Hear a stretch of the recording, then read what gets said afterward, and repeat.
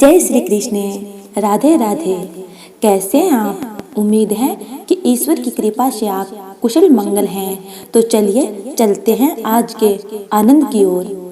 पौराणिक ग्रंथों के अनुसार अर्जुन पूर्व जन्म में नारायण के जुड़वा भाई नर थे। नर और नारायण ने दंबोद भावा नामक असुर का वध करने के लिए जन्म लिया था। दंबोद भावा ने भगवान सूर्य की तपस्या करके उनसे 1000 कवच का वरदान मांग लिया था।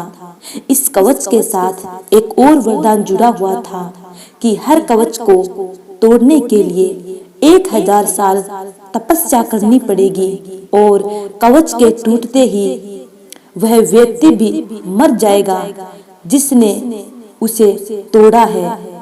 वरदान के कारण वह असुर अपने को अजय अमर समझकर अत्याचारी हो गया था। नर और नारायण ने बारी बारी से तपस्या करके दंबोद भावा के 999 कवच को तोड़ दिए और जब एक कवच बच गया तो असुर सूर्य लोक में जाकर छुप गया। महाभारत के युद्ध में इस असुर का अंत अर्जुन ने किया। महाभारत की कथा में एक ही व्यक्ति था जिसके बारे में मान्यता थी कि उसने कवच कुंडल के साथ जन्म लिया था। यह कोई और नहीं बल्कि कर्ण ही थे। दरअसल कर्ण ही पूर्व जन्म में दंबोद भावा नामक असुर था। कर्ण का वध करने के लिए ही कृष्ण और अर्जुन को वापस पुनर्जन्म लेना पड़ा था।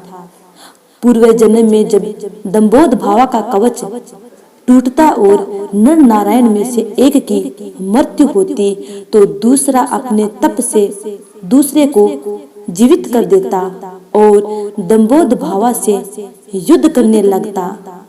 तब तक दूसरा भाई तप करता रहता।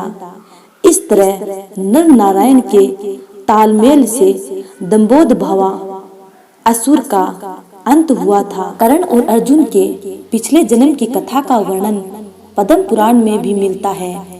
इसके अनुसार एक बार भगवान ब्रह्मा और भगवान महादेव के बीच युद्ध होता है। महादेव ब्रह्मा जी के 5वें सर को काट देते हैं। क्रोधित ब्रह्मदेव के शरीर से पसीना आता है। इस पसीने से एक वीर योद्धा उत्पन्न होता है जो सवेद यानी पसीने से जन्मा, इसलिए सवेदजा के नाम से जाना गया।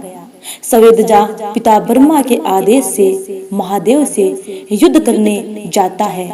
महादेव भगवान विष्णु के पास क्रोधित ब्रह्मा द्वारा जन्म लेने वाले सवेदजा का हल जानना चाहते हैं। इसका उपाय करने के लिए भगवान विष्णु अपने रक्त से एक वीर को जन्म देते हैं। रक्त से जन्मा इसलिए उसे रक्तजा के नाम से जाना जाता है।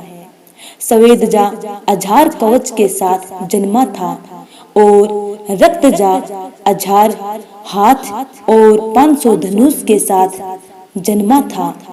चूंकि धार्मिक मान्यता है कि भगवान ब्रह्मा भी विष्णु से ही उत्पन्न हुए थे, इसके आधार पर सवेदजा भी भगवान विष्णु का अंश था। सवेदजा और रक्तजा में भयंकर युद्ध होता है। सवेदजा रक्तजा के 998 हाथ काट देता है और 499 धनुष तोड़ देता है। वहीं रक्तजा सवेदजा के 999 कवच तोड़ देता है।